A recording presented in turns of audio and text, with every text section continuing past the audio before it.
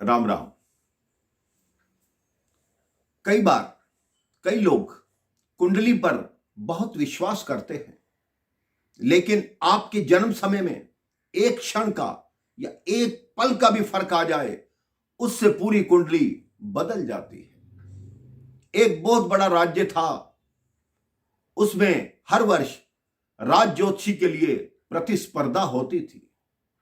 जो व्यक्ति उस प्रतिस्पर्धा को जीतता था, उसको एक वर्ष के लिए उस राज्य का राज ज्योतिषी बना दिया जाता था। एक सज्जन जो इस वर्ष राज ज्योतिषी बने थे, उनके यहां पुत्र पैदा हुआ।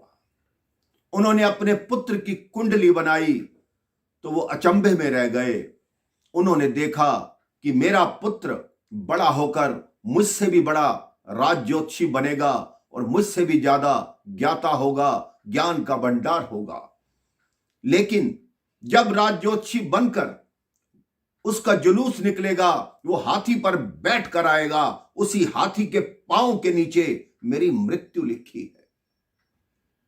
अब उसने निर्णय कर लिया कि अपने बेटे को पढ़ाऊंगा ही नहीं, ना पढ़ाऊंगा, ना लिखाऊंगा, ना शिक्षा दूंगा, तो ये कहां से ज्योतिषी बन जाएगा। वो बालक 7 वर्ष का हो गया, लेकिन उसके पिता ने उसको पढ़ने लिखने के लिए नहीं भेजा।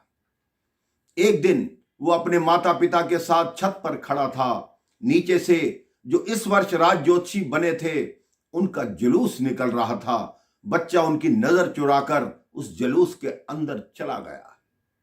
जब उस जुलूस के अंदर गया, सारे लोग हटते गए, लेकिन वो बालक उस हाथी के पीछे और उस ज्योतिषी के पीछे चलता रहा।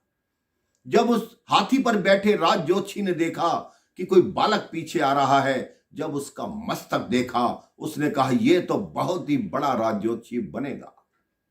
उस बालक को अपना शिष्य बना लिया, उसको शिक्षा दीक्षा दी, ज्योतिष ज्ञान सिखाया। इस तरह 20 वर्ष बीत गए। अब वो बालक 20-21 वर्ष का हो गया। वो भी राज ज्योतिषी की प्रतिस्पर्धा में आ गया। प्रतिस्पर्धा के अंतिम दौर में पहुंच गया। एक वो रह गया और एक ज्योतिषी और रहा। तब राजा ने कहा, हर ज्योतिषी भविष्य देखता है, भूत देखता है, वर्तमान बताता है, लेकिन मैं ऐसा ज्योतिष मुकाबला देखना चाहता हूं कि जो इसी समय बताए कि क्या होने वाला है। राजा ने कहा, यह 50 फुट ऊंचा बांस लगा है, उस पर एक मछली है। मेरा सैनिक बाण मारेगा। जब वो बाण मारेगा, आपको तभी बता देना है कि मछली दाईं तरफ गिरेगी या बाईं तरफ गिरेगी। पहले दूसरे राज ज्योतिषी का क्रम आया, उसने कहा बाईं तरफ, लेकिन वो मछली दाईं तरफ गिरी। अब इस बालक का नंबर आया कि अब आप बताइए। तो उस बालक ने कहा, मैं कुछ नहीं बताऊंगा कि मछली दाईं तरफ गिरेगी या बाईं तरफ गिरेगी। जब आपका सैनिक तीर चलाएगा, उतनी देर में ही आपके महल से एक समाचार आने वाला है। अगर आपका पुत्र का समाचार आएगा तो मछली दाईं तरफ गिरेगी, अगर कन्या का समाचार आएगा तो बाईं तरफ गिरेगी। जैसे ही बाण चला, ऐसे ही सैनिक ने आकर कहा, राजा जी आपके यहां पुत्र हुआ है, और मछली भी दाईं तरफ गिरी। राजा ने कहा, इस वर्ष तुम राज ज्योतिषी हो, तुमने बिल्कुल सही अपना अनुभव बताया। तो उस बालक ने बताया कि मेरे पिता भी आज से 21 वर्ष पहले इस राज्य के राज ज्योतिषी थे।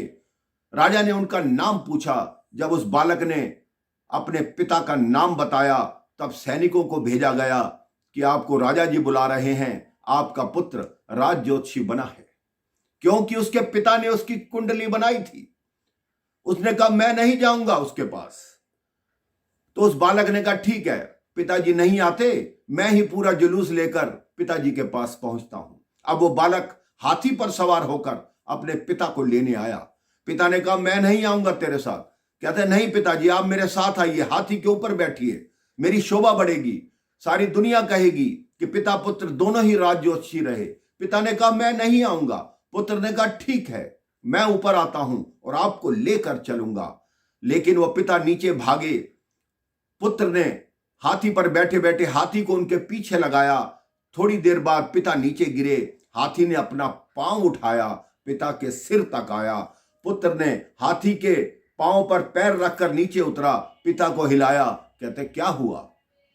तो पिता ने कहा मुझे कुछ हुआ नहीं। तब उस बालक ने बताया कि आपने बचपन में जो मेरी कुंडली बनाई थी उसमें एक क्षण का फर्क था।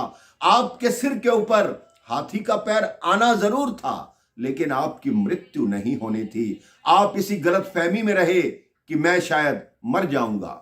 इसलिए मेरे भाई बहन, कुंडली में जब भी समय बताएं, बिल्कुल उपयुक्त बताएं, सही बताएं, और सबसे बड़ी बात, भगवान पर विश्वास रखें। अगर भगवान आपके साथ हैं तो आपका कोई बाल भी बांका नहीं कर सकता।